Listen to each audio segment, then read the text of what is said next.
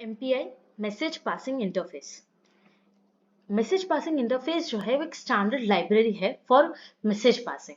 यानी क्या कि जितने भी सिंटेक्स और सेमेंटिक्स है कोई भी मैसेज पासिंग रूटीन के लिए वो सारे के सारे जो है वो MPI के अंदर डिफाइंड होंगे। ये हम यूज करते हैं पैरेलल प्रोग्रामिंग में, और इसमें जो लैंग्वेजेस यूज होती है वो मेनली होती है सी और फॉर्टन। दूसरी भी लैंग्वेजेस हम यूज कर सकते हैं। MPI के इम्प्लीमेंटेशन जो है वो बहुत सारे पैरेलल कंप्यूटिंग प्लेटफॉर्म्स पे ऑलरेडी अवेलेबल है। कोई भी fully functional message passing programs लिखना हो तो हम 6 रूटीन्स का यूज करके लिख सकते हैं।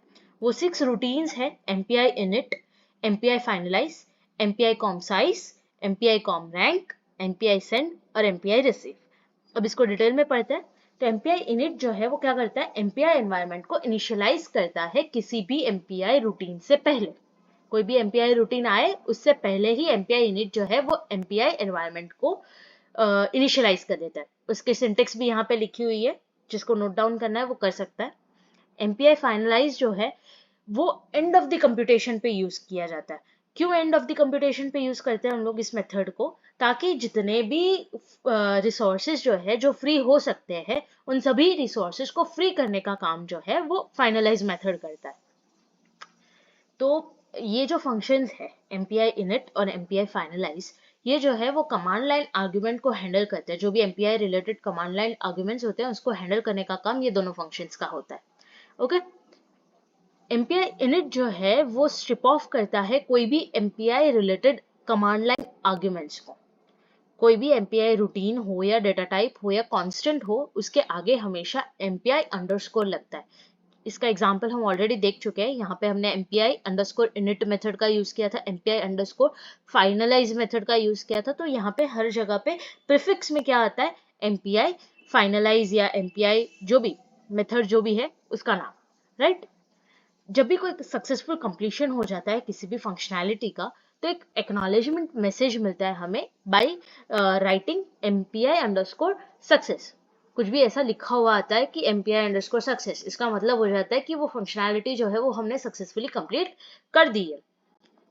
नेक्स्ट आता है कम्युनिकेटर्स। कम्युनिकेटर्स क्या होता है, वो सेट ऑफ प्रोसेसेस होती है जो एक दूसरे के साथ कम्युनिकेट कर सकती है। MPI जो है वो वेरिएबल्स का यूज करते हैं जिसकी डेटा टाइप जो है वो MPI अंडरस्कोर कॉम होती है। ये वेरिएबल्स का यूज क्यों करते हैं, टू स्टोर द इंफॉर्मेशन जो भी कम्युनिकेशन डोमेन के रिलेटेड हो वो सारी इंफॉर्मेशन स्टोर करने के लिए।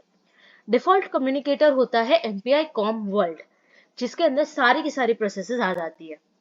कम्युनिकेटर्स जो है उसको हम आर्गुमेंट्स में यूज कर सकते हैं किसी भी मैसेज ट्रांसफर यानी MPI रूटीन्स के अंदर। प्रोसेसेस जो है वो एक से ज्यादा कम्युनिकेशन डोमेन को बिलोंग कर सकती है, कभी कभार वो ओवरलैप भी कर सकती है। यानी एक से ज्यादा कम्युनिकेशन डोमेन्स में अगर होती है तो कोई बार क्या होता है कि दोनों डोमेन्स के अंदर एक साथ काम आ जाता है तो ओवरलैप हो जाता है।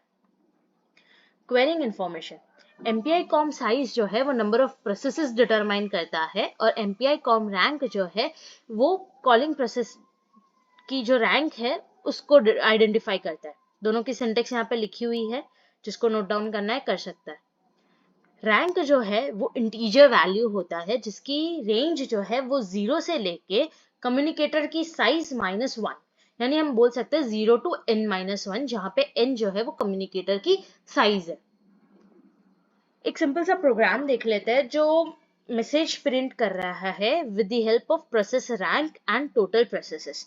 इसमें यहाँ पे हमने 4 मेथड का यूज किया हुआ है, एक MPI init, एक है MPI com size, तीसरा है MPI com rank, और लास्टली हमने यूज किया है MPI finalize।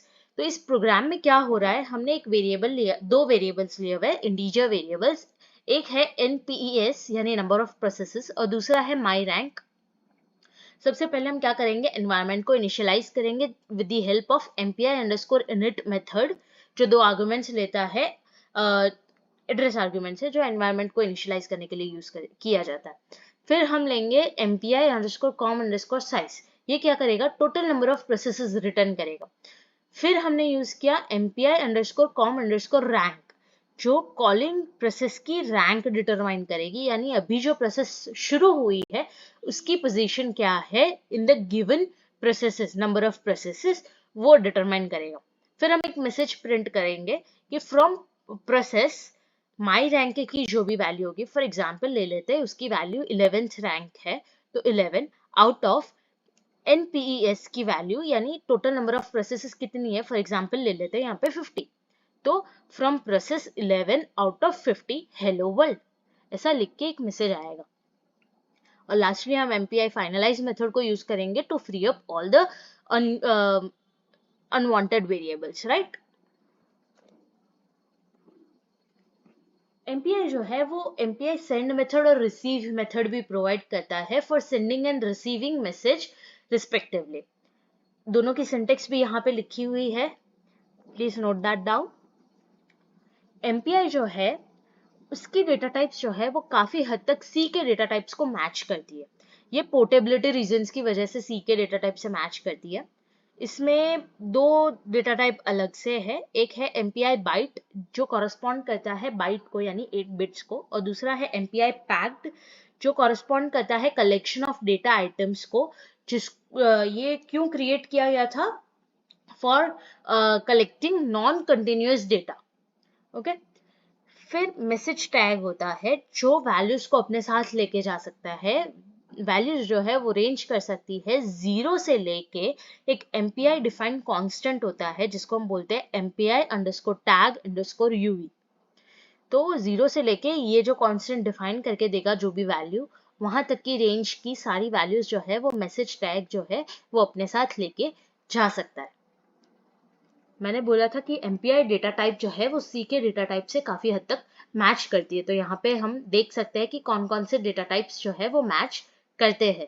As I said priorly, उसमें क्या बोला था हमने कि MPI के कोई भी डेटा टाइप हो उसके आगे हम प्रीफिक्स में लगाते हैं MPI अंडरस्कोर। यहाँ पे हम देख सकते हैं कि सारे के सारे डेटा टाइप में प्रीफिक्स में लगा हुआ है MPI अंडरस्कोर।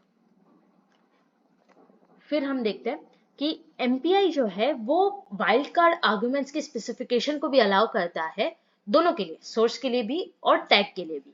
अगर हम किसी भी सोर्स को MPI एनी सोर्स से सेट कर देते हैं तो उससे क्या होता है कि कोई भी प्रोसेस, कम्युनिकेशन डोमेन की कोई भी प्रोसेस जो है वो मैसेज का सोर्स बन सकती है। और अगर हम टैग को सेट कर दे MPI यानी टैग से, तो जो भी मैसेज किसी भी टैग के साथ आया हो वो सारे मैसेजेस जो है वो एक्सेप्ट हो जाते हैं। हमेशा याद रखना कि रिसीवर साइड पे मैसेज की लेंथ जो है वो फील्ड की लेंथ से लेस देन और इक्वल टू होनी चाहिए। मैसेज की लेंथ जो है वो फील्ड की लेंथ से ज्यादा नहीं होनी चाहिए। MPI रिसीव जो है वो एक स्टेटस वेरिएबल प्रोवाइड करता है for obtaining information about the received message. MPI status जो है वो एक स्ट्रक्चर होता है जिसके अंदर अलग अलग फील्ड्स होती है, जैसे सोर्स, टैग और एरर इंफॉर्मेशन के लिए अलग अलग फील्ड्स रखते हैं। MPI गेट काउंट जो है वो जितने भी डेटा आइटम्स हमने रिसीव किए हैं उसका एक प्रिसाइज काउंट रखता है। डेडलॉक्स के बारे में अगर हम बात करें तो डेडलॉक्स जो है वो कब होते हैं, तो जब भी कोई प्रोसेस जो है वो किसी भी सेंड या रिसीव मैसेज की वजह से ब्लॉक हो जाती है तब डेडलॉक होता है। तो उसके अंदर उसको अवॉइड करने की एक टेक्निक है जिसका नाम है ब्रेकिंग दी सर्कुलर वेट्स। इसका एक एग्जांपल देखते हैं।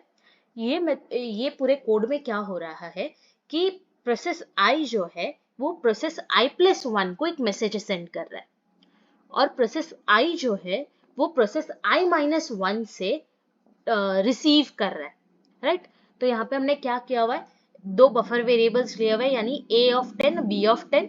नंबर ऑफ प्रोसेसेस के लिए हमने एक वेरिएबल लिया हुआ है NPES, और एक माई रैंक के लिए लिया हुआ है कि अभी हमारी करंट प्रोसेस जो है वो कौन से रैंक पे।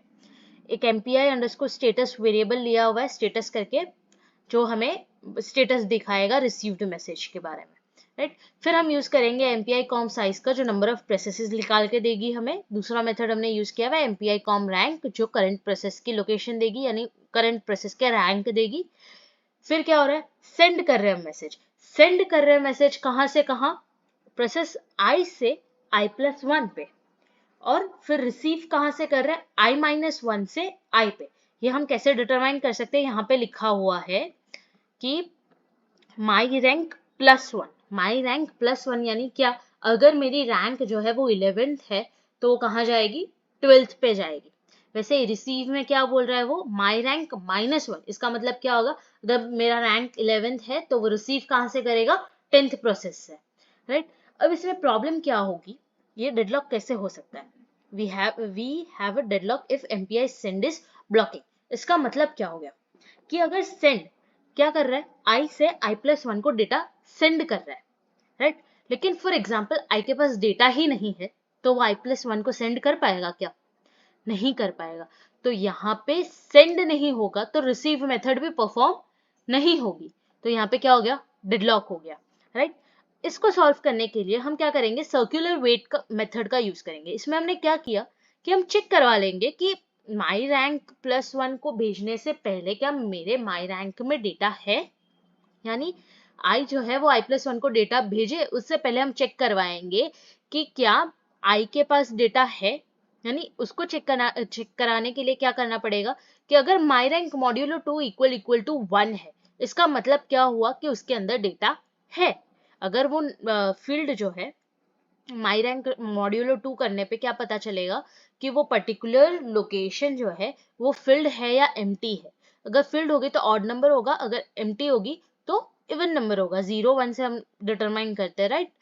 तो यहाँ पे उससे पता चल जाएगा, अगर इक्वल टू 1 है यानी ऑड है, यानी उसमें डेटा है, तो क्या करेगा, सबसे पहले सेंड मेथड करेगा, यानी आई जो है वो i+1 को डेटा भेजेगा, और रिसीव क्या करेगा, एमपीआई रिसीव क्या करेगा, i-1 से i में डेटा रिसीव होगा।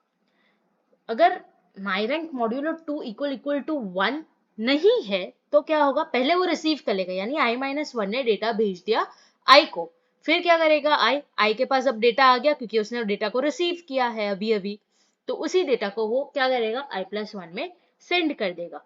तो इससे जो डेडलॉक की सिचुएशन थी वो हमने यहाँ पे ओवरकम कर ली है।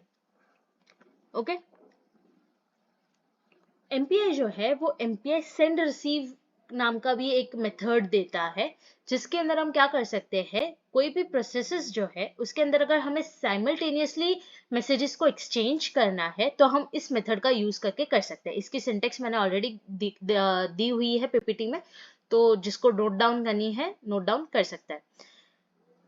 दूसरा एक और मेथड होता है, अगर हमें सेम बफर का यूज करना है सेंड और रिसीव के लिए, तो हम MPI send receive replace method का भी यूज कर सकते हैं, जो सेम बफर का यूज करती है for sending and receiving message. तो ये था पूरा हमारा MPI यानी मैसेज पासिंग इंटरफेस के बारे में जानना, राइट।